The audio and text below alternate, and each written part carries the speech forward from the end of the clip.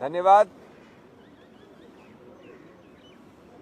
झारखंड के विषय में पूर्व मुख्यमंत्री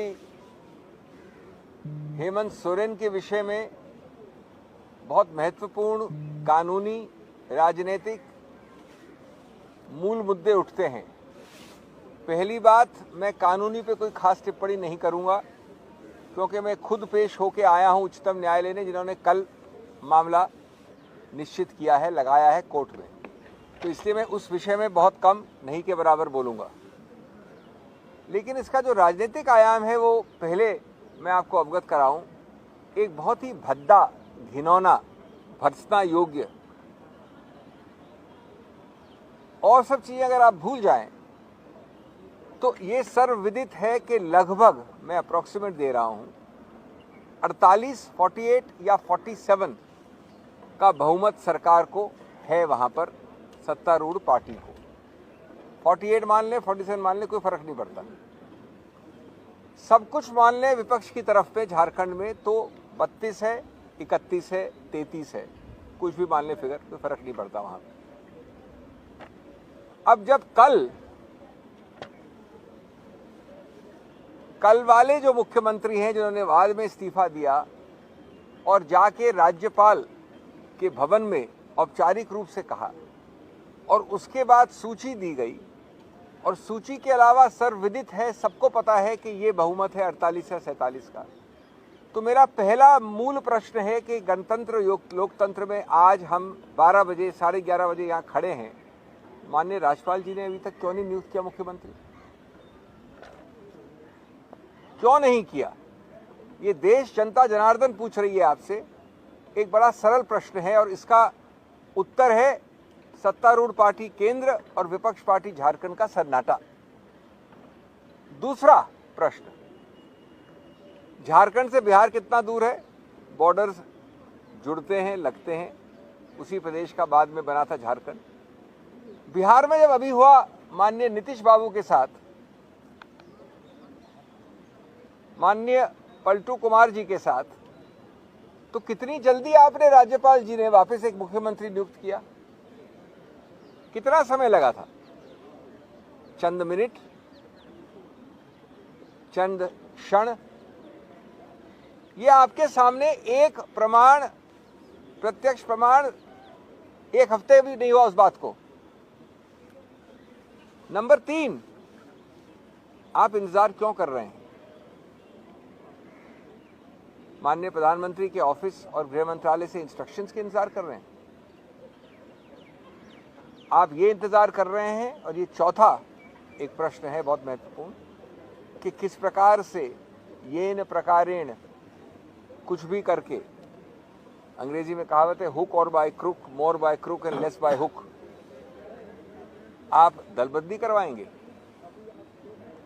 आप 47 और 33 के आंकड़े को बदल के कुछ और करेंगे?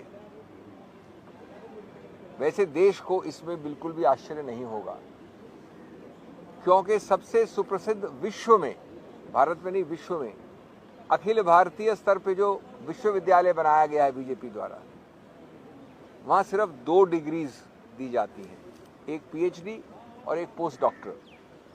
पीएचडी और पोस्ट डॉक्टरल दी जाती है बहुमत की सरकारों को गिराना कैसे और अल्पमत के लोगों को के द्वारा सरकार बनाना कैसे। तो क्या आप उस विश्वविद्यालय की शोध और पोस्ट डॉक्टरल शोध का इस्तेमाल करने के लिए समय खरीद रहे हैं माननीय राज्यपाल के जरिए? नंबर 5, या फिर आप राष्ट्रपति शासन की बात कर रहे हैं? कुछ भी हो जाए, इस देश में कोई विपक्ष की सरकार, कोई राजनीतिक रंग जो भगवा के अलावा हो, वो रहना नहीं चाहिए।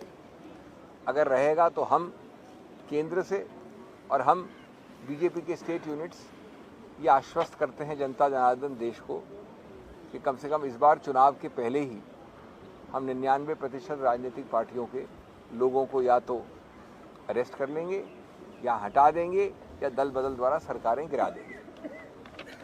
आज 75वें वर्ष, आप हर दिन इतने भाषण देते हैं अमृतकाल के, उस अमृतकाल की परिभाषा आपने उस न्यू इंडिया, नवी इंडिया की परिभाषा ये कर दी है गौरवशाली विश्व का सबसे बड़ा गणतांत्रिक देश।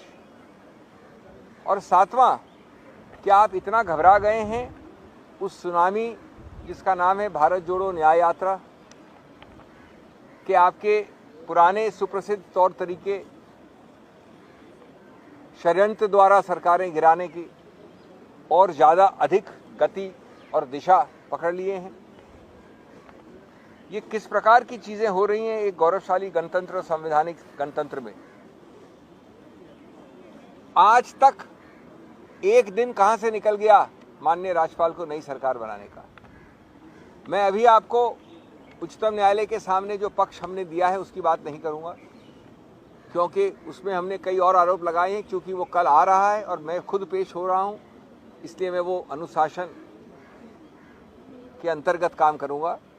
उसमें और कई चीज़ें कही गई हैं, तो सिर्फ ग्राउंड्स बोल रहा हूं मैं, कोई उसके बारे में निर्णय के बारे में नहीं बोल रहा हूं। किस प्रकार कल माननीय उच्च न्यायालय ने इतनी जल्दी आदेश दिया 8 और 9 बजे के बीच में कि आज वो मामला लिस्ट हो, और 9 बजे किस प्रकार हमारे वकीलों ने ईडी को इसका इंटीमेशन दिया, सूचना दी, और उसके बाद 10 बजे कोई व्यक्ति जाता है राज्यपाल के घर में और वहाँ पर आप अरेस्ट कर लेते हो उसको, ये बात जानने के बाद कि आज मामला लगा है। वो सब चीज़ें हम कल कोर्ट में बात करेंगे। जैसा मैंने कहा, मैं यहाँ बात नहीं कर रहा हूँ, लेकिन मूल मुद्दा है कि इस प्रकार से गणतंत्र का हत्या जो आप दिन प्रतिदिन कर रहे हैं उसका कोई न कोई जवाबदेही तो होगी, और आपके ज़रिए देश जवाबदेही मांग रहा है, हम मांग रहे हैं। और हम ये कहेंगे कि आज जो आपने पार्टनरशिप की है एजेंसियों के साथ, जो आपने दुरुपयोग किया है संस्थाओं पे प्रहार करके, जो आपने एजेंसीज को अपना एक पपेट तो क्या कहें, उससे भी नीचे एक स्लेव बना दिया है, जिस प्रकार से आज आप हर चीज़ में किसी प्रकार का विरोध, गणतांत्रिक विरोध अंत करना चाहते हैं इस देश में, ये मूल मुद्दे देश के सामने हैं, ये मूल मुद्दे उच्चतम न्यायालय के सामने हैं, और हम कल वापस आपसे बातचीत करेंगे इस विषय में। Friends, very briefly in English, had Hemant Soren joined the NDA, there would have been a different scene. He would have been washed through BJP's washing machine. You notice the rhyme between scene and machine. The BJP, friends, has established the world's most world-renowned university on an all-India basis, which gives only PhDs and postdoctorals on one theme alone: how to topple elected governments, how to convert majorities into minorities, how to encourage defections, how to create inducements. Number two, the BJP has created an authoritarian, absolutist and autocratic system in the world's largest democracy. They brook of no opposition. Let me tell you the latest in this multi-edition serial. I want to ask a fundamental constitutional legal question for which we have only received stunning silence for the last 18 odd hours. Yesterday in the Jharkhand Assembly, where the whole world knows that the figures are roughly 47 or 48 majority and roughly 33-32 opposition, after the Honorable Chief Minister had submitted his resignation to the Governor and a new Chief Minister with the numbers known was proposed, why has the Governor been paralyzed into inaction for the last 18 hours? A whole day will be over shortly. Why? No answer. Eloquent silence. Number two, hardly a week ago in neighboring Bihar, where the borders touch, how quickly did the Governor swear in Honorable Mr. Paltu Ram for the 9th time? How much time did it take? A few seconds, a few minutes? versus 18 hours till today as we speak.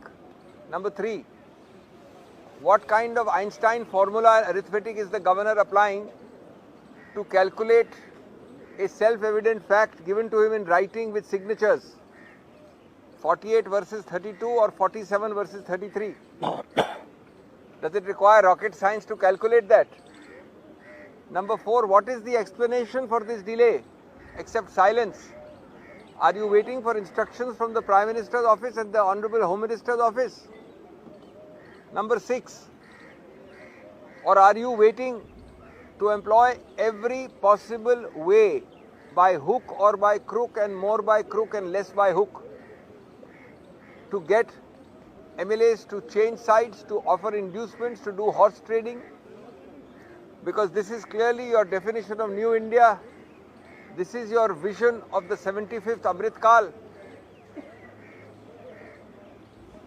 Or, my 6th question, are you waiting to impose President's rule to remove a democratically elected government because you cannot see any other political color in India? The nation wants to know what the Honorable Prime Minister and what the Honorable Home Minister are thinking, because that alone counts. Not the governors, not elected chief ministers, not MLAs, not constitutional functionaries. This is a moment of reckoning in this country. You are trying to, not that you will succeed, ensure that this is a opposition Mukta Bharat before the elections? Are you trying to ensure that this is a Virod protest Mukta Bharat? Are you trying to ensure that no other voice is heard? One day you suspend 150 odd MPs, another day you do these tactics by enrolling as your dearest partner all the agencies of this government.